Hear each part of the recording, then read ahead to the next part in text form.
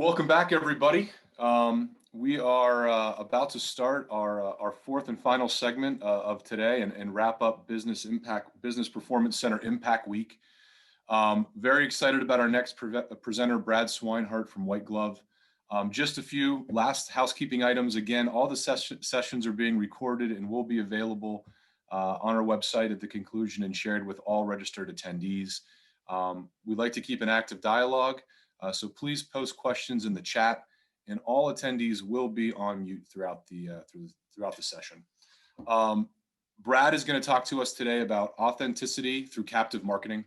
Brad is the host and creator of a leading financial advisor podcast called Be Advised and a frequent NASDAQ contributor.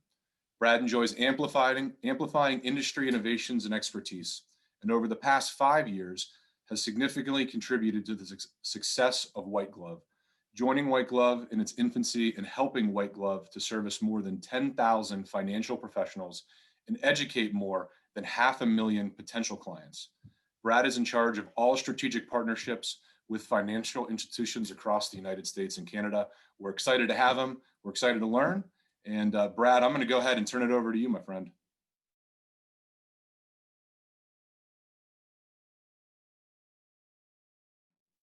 Hey, thank you, Brian. Always wonderful for the partnership and grateful for the opportunity to share some value today. So excited to get started here. So, 2019, 2020, rolling into 2021, we've really kind of morphed the industry, and the real success is going to be when we take what worked in 2019, and then we combine that with the efficiencies we found in 2020, and that's where that magic's going to happen this year and going forward. And one thing that you all have the ability to do effectively is to not just reach out, grab leads, work that pipeline, but to really captivate a very specific audience that you have.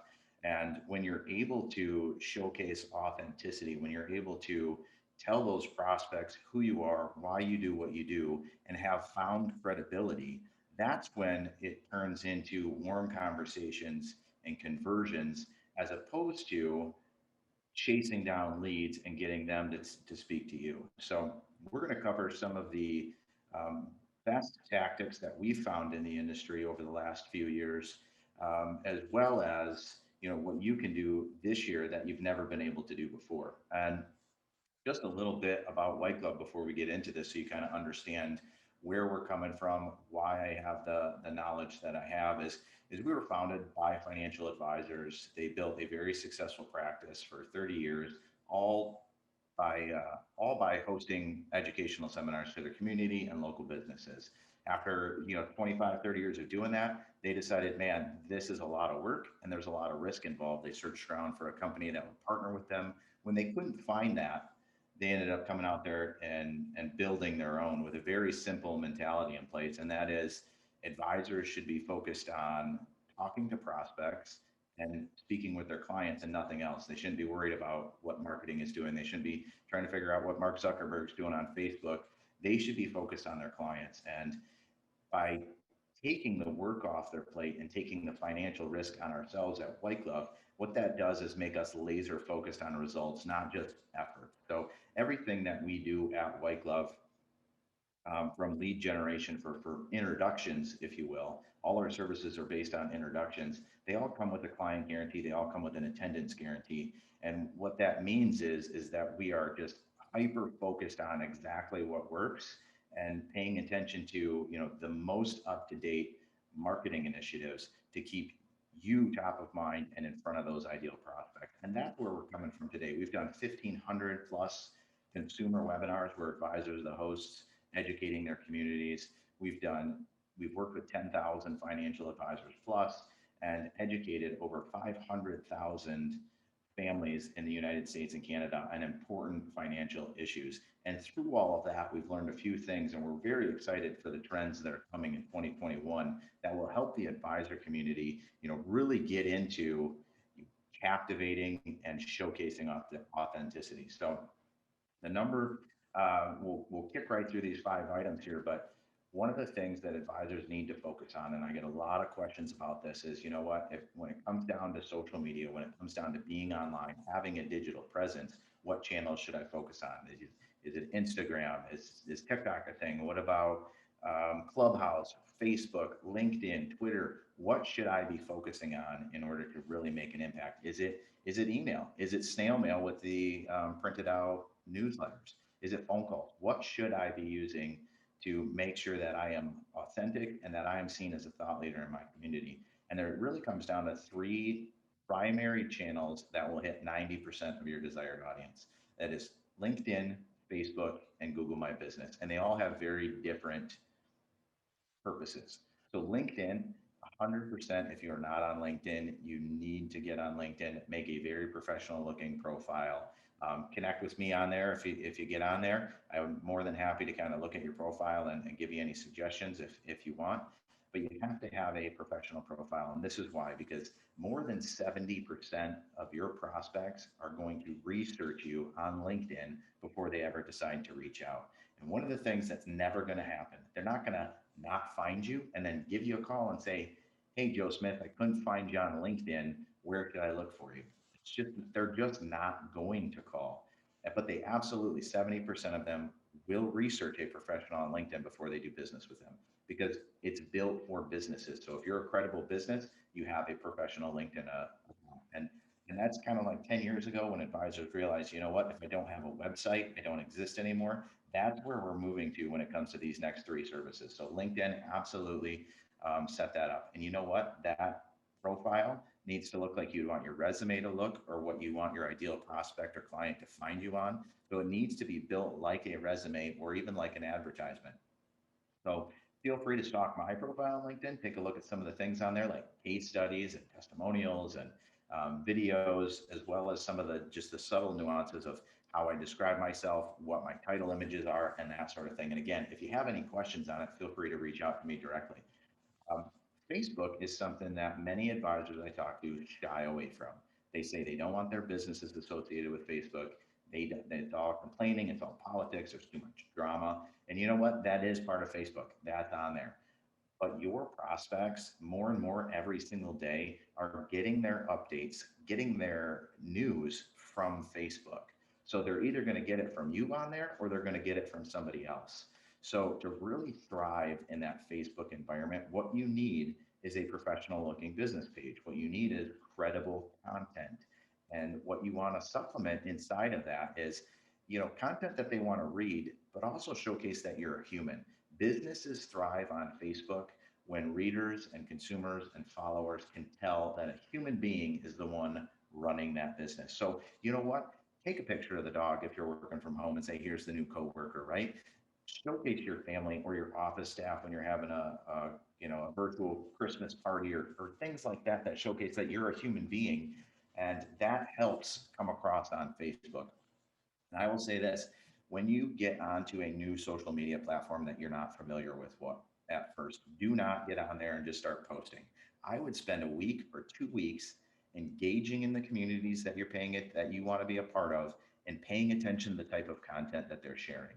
Right there, you're going to be able to tell the difference between a LinkedIn community and a Facebook community. You're going to see that Facebook full of comments and emojis and reactions, and you know what, some trolls on there, but it's very interactive and it's very opinionated. LinkedIn, very much business centric, right? That's the type of stuff that you should be posting on there. And you'll be able to see when someone posts something that's off of that online culture that just doesn't match, and it's going to stick out like a sore thumb.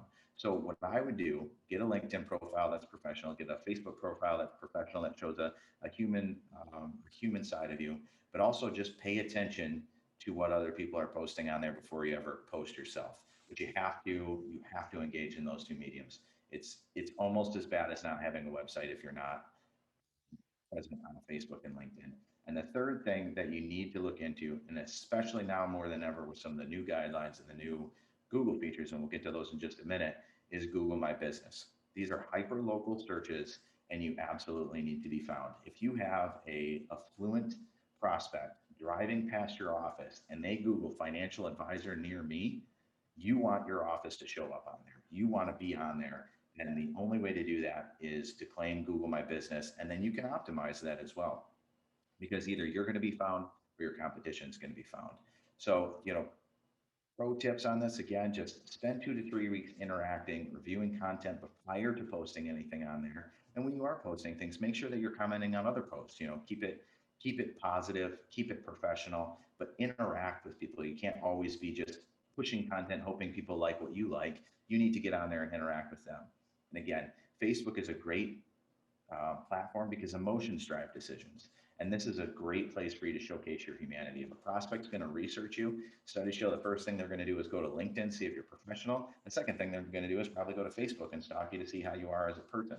If you can show up as a professional, credible, and human, and authentic, like that little Brian Steiner club there. If you can show your authenticity on both of those channels, then they're really going to win. And then Google My Business is almost a staple now. You have to be found.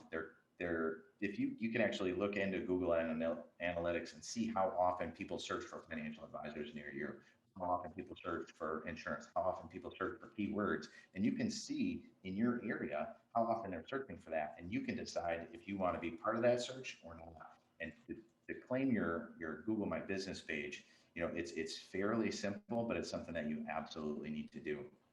Once you do that, you're going to be able to opt into Google local service ads. Now, these are totally different than anything Google has run before. They're brand new this year.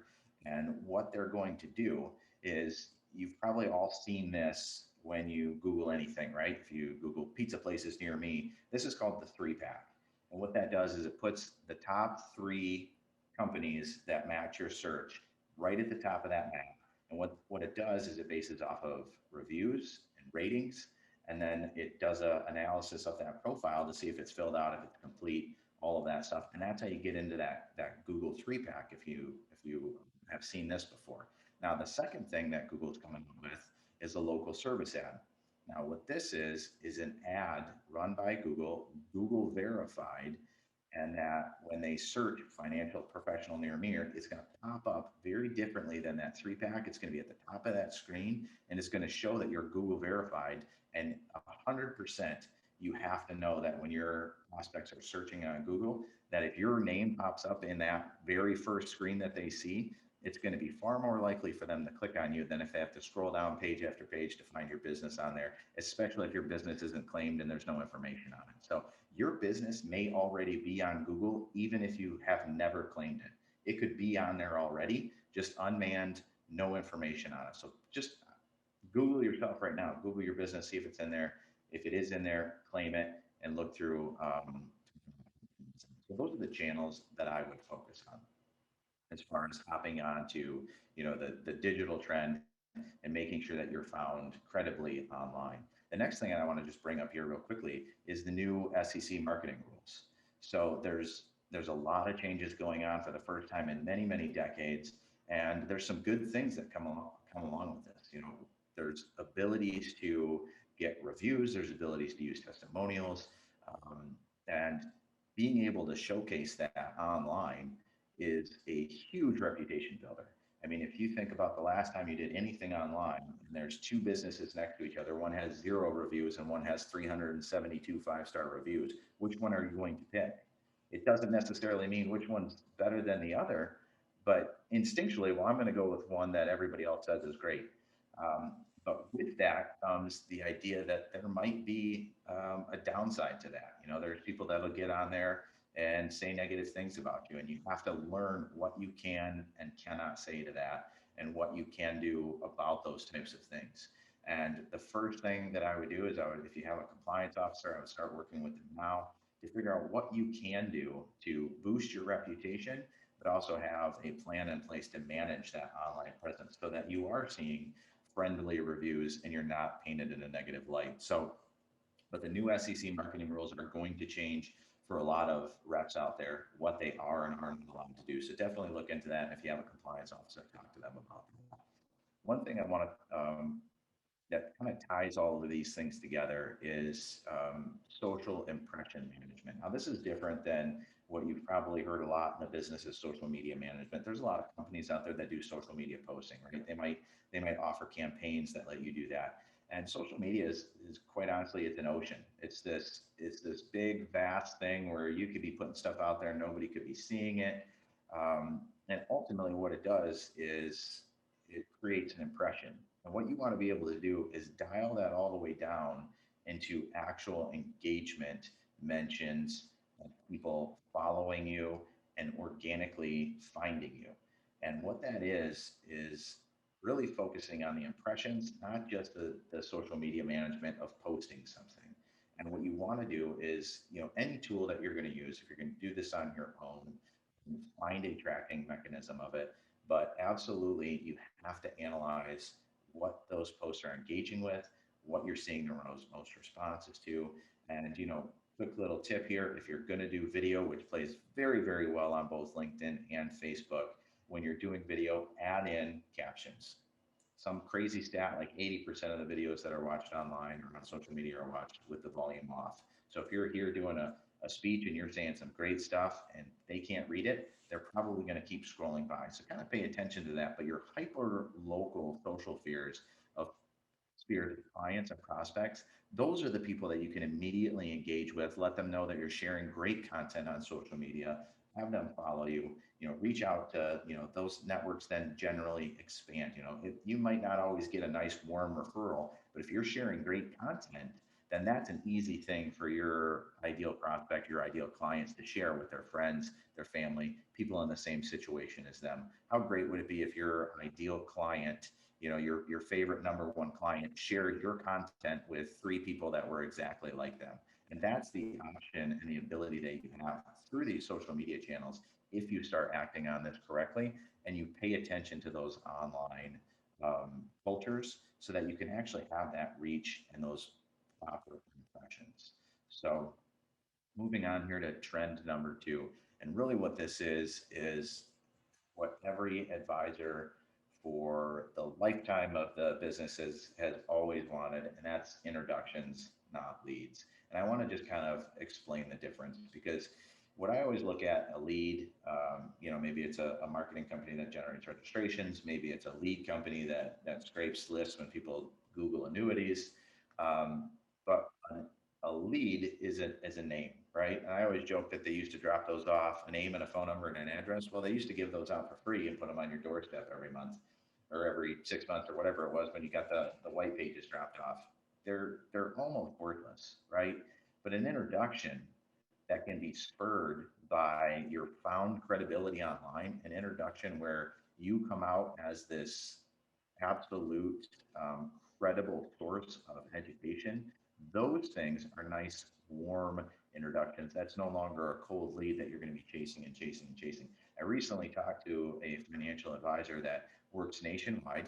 He has a very, very specific niche, and he does no outbound marketing because he's developed his authenticity and credibility so vast in his specific niche that people come to him. He said he actually has a waiting list for clients because of the people find exactly what he's talking about. It fits what they need, and then they reach out to him because it's so specialized. Now, not every insurance professional or financial advisor needs to do that. You know, there's a strong case for being able to help with general issues, but the idea that your online credibility, your virtual presence and credibility can turn a lead or a prospect into an introduction. That's what you need to focus on. And there's a lot of ways to do that. But think of the ability to have found credibility. That's something that you cannot spend money on. Found credibility is something that a prospect is looking something up and they find you as that source. Now, is there anybody on the call today? Let's pull the audience real quick. If I'm talking about found credibility, a prospect reaching out to you, what's the first method that comes into mind that you would say, hey, you know what, this would work if people are searching for me? What's one of the very first things? Go ahead and throw that in the chat that you think of why people would find you. What have you done to become credible in a virtual environment? Go ahead and throw that in the chat, and we'll see, what the top responses are for found credibility.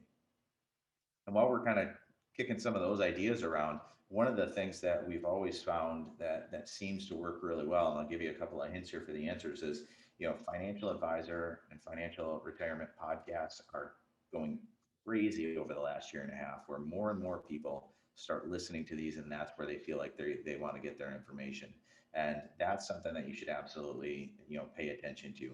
But anywhere they can Google a topic and they find you, anywhere they can, when they stalk um, then they stalk your profile and they find something. Yep, that's a great answer. Testimonials from customers are an absolute great credibility source. And one of the nice things to do is, where can you display that? Well, you can put that on your Google My Business page. You can put that on your LinkedIn page now. Pay attention to that type of stuff. But when someone searches you and they find you and they find those testimonials, maybe they find a blog piece that you wrote, maybe they found a valuable piece of content. That is no longer you pushing information to them to say, hey, I have these accolades. Now it's them finding it and saying, hey, you know what? I want to work with that person because they have this type of credibility. So all of that is built in to really turn the idea of leads, cold leads, filling that funnel into actual introductions. And that is what every advisor should be looking for. Now, White Glove, part of our services for a long time have been generating seminars. And I know Brian said we'll talk a little bit about what White Glove does, but as far as introductions compared to leads, we have a very brand new service that we're coming out with. There's very few people that know about it because it's a soft launch. It's actually sold out here for the next couple of months. Um, but what we're offering is direct to appointment warm conversations. So we're very good at targeting the correct consumers that need to speak with an advisor. And just recently, the last 6 months, we've been doing some very deep testing, and we found we have a knack for being able to get interested individuals to book meetings directly on advisors' calendars, or White Glove does a nice, warm virtual introduction, and there's a dedicated person there to run all of the tech. Now, this is a brand new service that's announced to the public back in January 1st. We've sold out the first 3 months. If you are interested in this, please reach out to me after and we can talk a little bit more about the details. But the idea behind this, and you can do this on your own as well, it's not rocket science. The idea is to showcase yourself as a educator, to showcase your credibility and your authenticity. Now, if you want more information on those direct appointments, go ahead and through a link in the chat there if you're interested in that. But one of the nice things about this is just like every other White Glove service, you're only paying if they attend, and there's a guaranteed client. We guarantee you're going to pick up a client when you work with our introduction services. So but you can do this yourself. When you have a strong credibility online and you want to reach out to leads via LinkedIn, Facebook, email campaigns, when you have that credibility, then you're fast forwarding to a conversation. Then you're getting into a introduction as opposed to just a lead, and that's something that you should focus on. And all of these things kind of blend together, and that's what's going to bring up our number one trend of 2021 that we see that's absolutely going to dominate is that hybrid environment. There's so many advisors that I talk to that, last year they were waiting. I'm waiting for in person to come back. I'm waiting to be able to shake my prospect's hand again. I'm waiting to be able to meet my clients face to face again. I'm waiting. Then you had the other side of the spectrum, advisors that said, absolutely not. I'm not going to sit on the sidelines 1 minute. I'm going to dive in and find out what works. And I'm going to start doing webinars. I'm going to do virtual meetings. I'm going to do virtual wine tasting with all my clients and virtual client appreciation events. And they just dove right into it. I've talked to just dozens, if not hundreds of advisors that have said they had their best year ever in 2020 because they adapted and they jumped right into those types of new efficient marketing campaigns. So now in 2020, we have this strange mix. It's some advisors are waiting, hoping things are going to go back to how they were in 2019. Some advisors are scared that the efficiencies they found in 2020 won't be as effective anymore. And really what we're seeing, and when I say what we're seeing, I mean White Glove's marketing efforts when we're doing in-person events, because we're back to doing those, or we're doing webinars because we're still doing, 300-400 of those a month. What we're seeing is strong attendance at both. And depending on your area, you're going to need to do both. So what you're going to do is you're going to take what worked in 2019, the in-person seminars, your websites, your email that worked really great. You're going to add in those efficiencies that we found in 2020, webinars, on-demand videos, optimizing LinkedIn and Facebook and pushing value content out into those areas. And you merge those together, and that's what you're going to have a very successful plan in 2021. When you're able to do both of those, you're going to reach your ideal demographic. Now, virtual is nice because there's no more backyard. I have advisors that do 8 to 10 webinars every single month. They're based in one state. They do webinars in any affluent city that they find in the US and say, when can I do one here? I'd love to pick up new clients from here. And then they run all those meetings virtual. I have other advisors that are back to doing food events and educational events, and they'll like to throw in a webinar here or there, just to get to that audience that still is not comfortable going out in public, or they just feel more comfortable sitting at home. One of the nice things about virtual is, and this is often overlooked by advisors, is the number one obstacle when meeting a new prospect is establishing a comfort level where they feel comfortable with you. Virtual meetings, virtual seminars, webinars, your prospects have never been more comfortable than they are during the presentation, because they're sitting at home, they're dressed how they want to dress. They know that you might not be able to see them depending on the platform, and they are comfortable. So they're there to find out if you're credible, and they're super comfortable. And that is a huge hurdle that if you've done in-person seminars, that's hard to get over, is that level of comfort.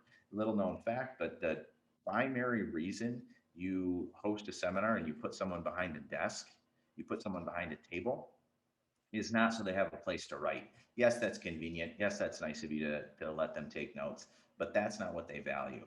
In a prospect's brain, in a attendee at a seminar's mind, there's natural walls that they build up. There's natural walls saying, don't sell to me. I'm afraid this is going to be a bait and switch.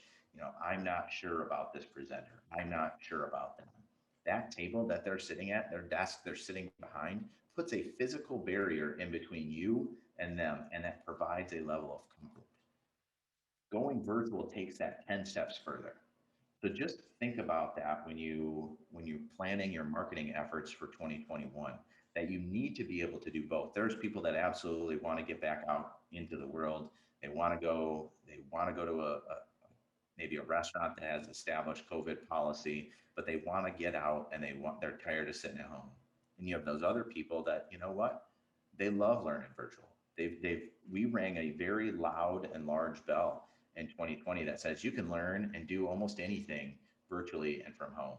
And you're never going to fully take that away from people. So having a hybrid approach is going to really give you unlimited inventory when it comes to introducing yourself to new prospects. When you add in that they find you online, that they search you and you're credible, they Google you, you come up, and they have that found credibility, that's the new handshake. That's the new virtual version of shaking someone's hand for the first time and having that connection, and that first impression is, how are they going to find you online? So if you use some of the practices that we talked about previously, and you add in some of the things that you've been very, very good at in 2019, then you're going to see exactly a process to come into 2021 with a very successful marketing strategy, as well as helping your existing clients. So just a few things that we've seen, we're obviously big in the seminar world, but a few things that we've seen is that for educational seminars, they're absolutely back. And by educational, I mean educational venues, library, community center, small local college. Those educational venues have traditionally strengthened the message of this is an educational event. I'm not going to sell you anything. So those are always good as far as putting your prospects at ease and getting to that comfort level that they can see your authenticity. But one of the nice things about the new environment though is food seminars and dinner seminars are no longer just about the steak. It used to be, hear advisors all the time talk about plate liquors and how hey, you know what? I never want to do a food event again because they're only here for the food. That's not so much true anymore. We're seeing a lot of consumers that just are comfortable with established COVID protocols, and they know in order for that restaurant to be open, in order for that, that brunch or that lunch and learn to be effective, they know that that place has in place COVID protocols. Otherwise, they wouldn't be open. So, one thing to keep in mind if you're looking to book seminars yourself, pay attention to the venue rules. A lot of them have changed. You might not be able to go off of the capacity list anymore based on, the policies in place. You need to know if you have to supply masks or hand sanitizer or any of that stuff. With working with White Glove, we do book all of that for you when it comes to educational venues. So we'll take care of that for you. But if you're going to do it yourself, just pay attention to that because they're absolutely coming back. We have advisors every single month now do more and more in-person seminars, and they are filling up, so they are effective again, and people are willing to get back out there. But keep in mind when you do that, don't just ditch everything we learned in 2020, because if you're avoiding webinars, if you're avoiding meeting prospects virtually, you're letting your competition instead talk to your prospects because they're going to talk to somebody. There is that ideal client of yours that will only meet virtually. And if you are not willing to talk to them, they will talk to somebody else. So, and what you want to do anytime you are planning an in person event, anytime you're looking to do a seminar, make sure you have a pivot option in place for closures because we're still seeing that sometimes where the venue shuts down, their rules change, something happens, and they're not able to have that event. So make sure that you have a pivot option built in so you can handle that and your pipeline doesn't go empty. There's a too many times I talked with advisors that send out a mailer, they've got great registrations, and then maybe there was an outbreak at the library the day before or something, and they shut everything down, and then that's it. There's no way to recoup that loss. So just keep that in mind when you're booking these things. You need to have a pivot option. You need to be able to offer that virtually. If you are working with White Glove, any of our in-person events, they do come with that. We do all of that work for you. If something shuts down that same day, we'll call everybody, we'll email everybody, we'll get them online so they can still meet you, and your pipeline doesn't take the hit, and your wallet doesn't take the hit because you're only paying on those who actually log on to the event. So one quick thing here to talk about webinars, because often I hear advisors say they don't work. They say, I tried it once and it wasn't for me. I can't get anybody to attend. I sent out 700 emails, nobody showed up. The horror stories of these, flash in the pan digital ninja wizards that promise all these leads for financial advisors, and then you get these registration pages that go nowhere. The horror stories around webinars are not. There's a lot of them out there. Um, and we just want to put this out there. If you use White Glove, if you don't use White Glove, it's totally fine. But webinars absolutely work. It is a learning curve. You need to update your presentation. You need to change your mentality. You need to keep engagement, keep the slides moving. It is a different presentation than if you were standing in front of a library or community center or a steakhouse. It absolutely is. 40, 45 minutes, that's tops. That's about what you're going to keep someone engaged with. But the success rates that White Glove has seen, one should be just a testament that we know what we're doing. But more importantly than that, that webinars are possible and they do work. I have an advisor that has done 115 webinars with us since COVID started. And currently he has seen, I think last I talked to him, he's seeing a 5-to-1 ROI.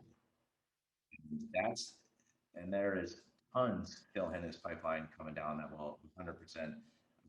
We'll see some more action out of that in the future, but they absolutely do work. You do need to update your presentation. You need to update your outreach. We typically take double the amount of registrations for an in-person event. Right now, we're taking about 3 times the amount of registrations for a webinar based on fluctuations in attendance. So um, yes, you have to pay attention to that stuff. You have to adapt to it, but they absolutely work. We've done more than 1,500 of these things. And probably the most impressive stat on here is the 85% fulfillment rate. So that means, just to boil it down, if an advisor comes to White Glove and they say, I want a webinar with 20 people on it, that 85% of the time we're hitting those numbers for them. So it is possible, whether you use White Glove, whether you do it yourself, whether you find another marketing company out there, webinars do work, and you absolutely have your ideal prospects on them that want to learn from you. And if you're not going to do it, somebody else will.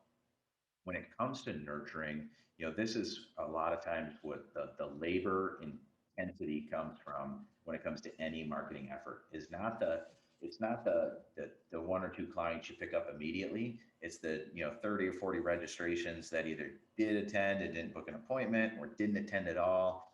And the only way that you're going to keep in front of them is to reach out to them in their preferred method. And I'll tell you right now that none of them have the same preferred method. So some people want to read an email, some people want to go to your website, some people just scroll through you on LinkedIn or Facebook, and some people just aren't ready. I've heard countless advisors tell me that they picked up clients last year from seminars they did in 2016, 2017. And the only reason that client reached out or that prospect reached out and became a client is because that advisor was consistent and staying in front of them.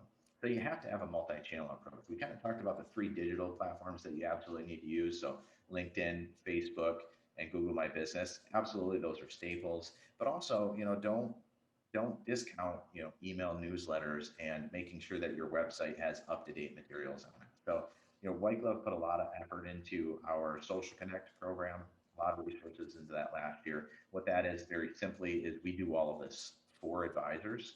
We run their social media, we run their email campaigns, we update their website with news content. It's all branded content from Forbes, Wall Street Journal, as well as paid advertisements with you as the professional through Facebook Live and stuff like that. But what we've learned by doing all of that, by running hundreds and hundreds of advisors' accounts and seeing success with that program, is what it takes to have a true multi-channel approach. And that is absolutely, people are going to find you on LinkedIn. They're going to read your articles on there. They may or may not like it, put an emoji on it, but they're going to read it. And they might share that with their friend, their colleague, their coworker, somebody that has a similar profile as them. They might say, hey, I read this and thought of you. The other thing that we're seeing great results with is email newsletters full of relevant content. Now, if you're focused on what you want to say, then you're thinking about that wrong. What you want to focus on, if you're going to send a newsletter, we saw best practices, believe it or not, is 1 newsletter a week, every Friday, had the best open rates and the best response rates when it's consistent like that. But it's not content it's not a market update. It's not this is a blueprint for retirement. What it was relevant content that is financial related, but it's in the news. So we know that people are reading it. We know that it's high engagement. That's what fills our newsletters, and that's what we're seeing the most engagement on. So don't worry too much about what you sell, what your end goal is. That's not what nurturing is meant to be. Nurturing is simply that. You want to stay top of mind for when it turns from, you know what, I'm not ready yet. I don't really have any questions. So, you know what, I was thinking about this. I wonder who I could reach out to. You want to be the only single person that they can think of. And if you can make that as easy as possible, is your calendar in their inbox? Is your calendar on their Facebook? Is your face in front of them when they pick up their information right here, right? When they go to their phone for their news updates, who's giving that to them? Are they going to Forbes.com and reading an article that's littered with ads, potentially from your competitor? Or are they seeing your face and reading your content and saying, hey, you know what? Thanks, Brad, for sharing that. That was great. That's the way to stay top of mind with your clients, but it has to be a multi-channel approach. Like I said, this program here was our Social Connect. We've done that for hundreds of advisors. It's really just a hands-free service, branded content. We run all of those channels for you. And that's where we learned all of these best practices when it comes to social media. So just a quick recap here, and then we'll finish up and see if there's any other questions. But key top trends that you need to focus on for 2021. Use the correct channels. Don't get sidetracked by some of the hot new items out there, the TikToks of the world and the clubhouses. Yes, maybe in the future those will be a great avenue, but every minute you spend trying to learn that online culture, if you have not established LinkedIn, Facebook, and Google My Business first, you are wasting your time, because between those three channels, LinkedIn, Facebook, Google My Business, you will reach 90% of your prospects. So absolutely focus on those, use those correct channels first, and then you can move on to the other things. If after, right? Pro tip, after 2 to 3 weeks of watching that content, you think that you want your business associated with that type of content, then yes, look into that sort of thing. I've yet to hear success stories of advisors jumping on TikTok or even too much success out of Instagram. But you know what? There's a way. But pay attention to it, right? Hop on there for a couple of weeks first. Pay attention to that content that's being distributed. Because if you just get on there and start pitching yourself in an environment that's not built for that, you're just going to get negative blowback or no interaction at all.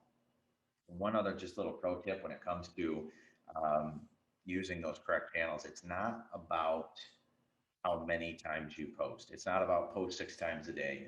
It's more about, are your posts getting engaged with? That algorithm on Facebook and LinkedIn is going to push your posts to the top of your prospects feed if they engage with it, if they follow it, if they like it. If you just push out content, and nobody's reading it, you're actually hurting your chances of somebody seeing it. So just pay attention to that type of stuff. Make sure you have those analytics built in place if you're going to be doing that. And those three channels you should absolutely focus on.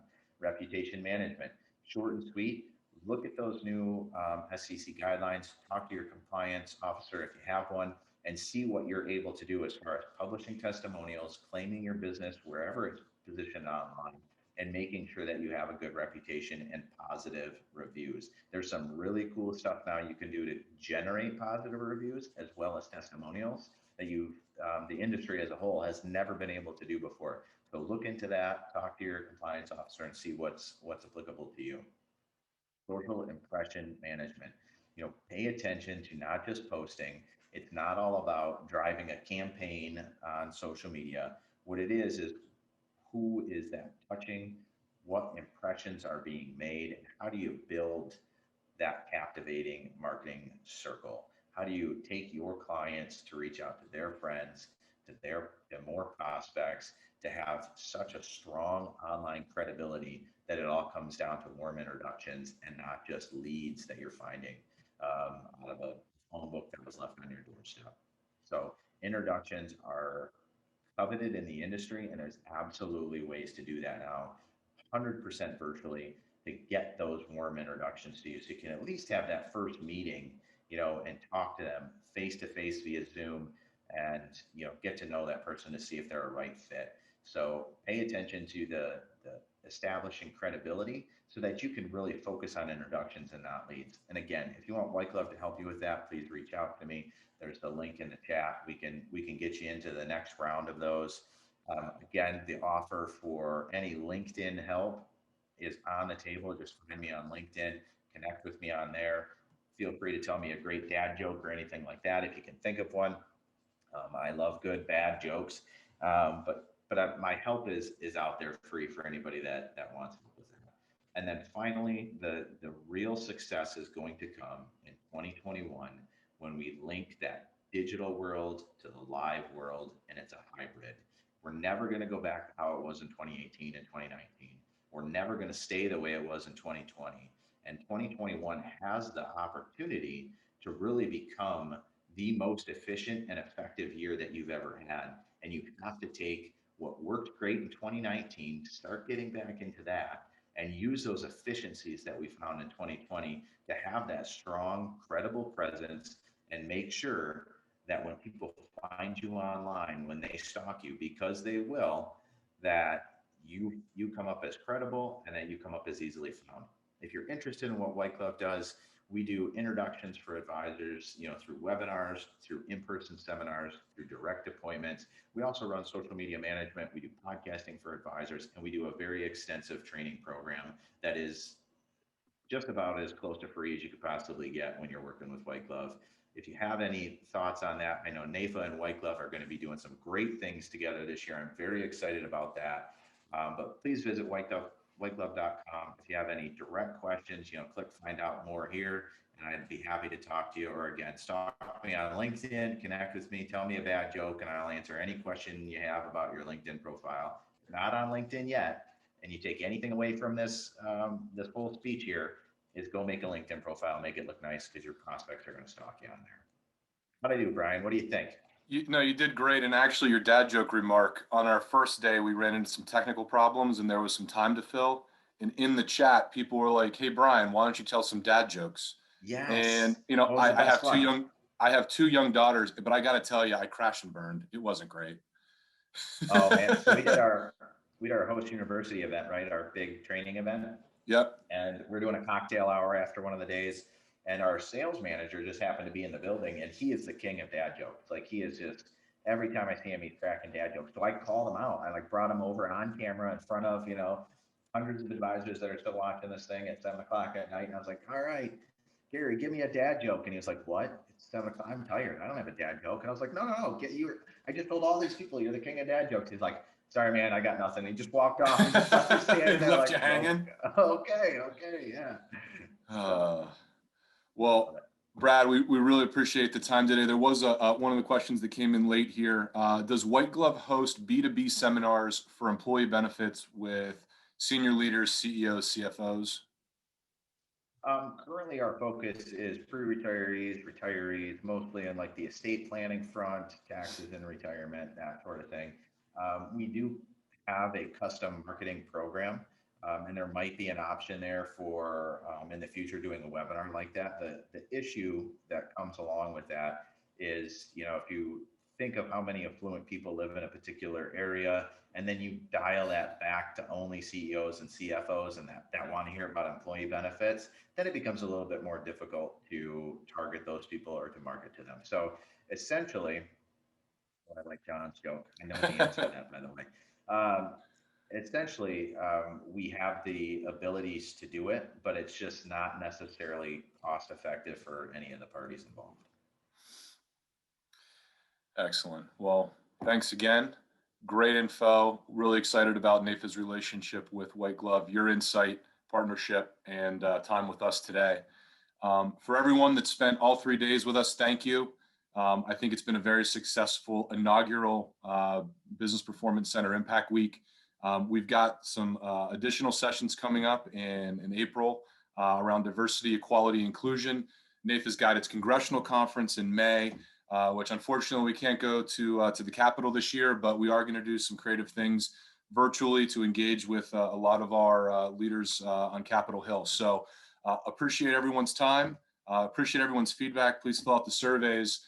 If you're a member, thank you. If you're not, join and or tell some friends. We're stronger in numbers. So thanks for everyone's participation. All the speakers, all the partners, and all of my team who helped behind the scenes to make this run really smoothly the last 3 days. So thank you. Stay healthy, stay safe, and we'll see you guys all again soon.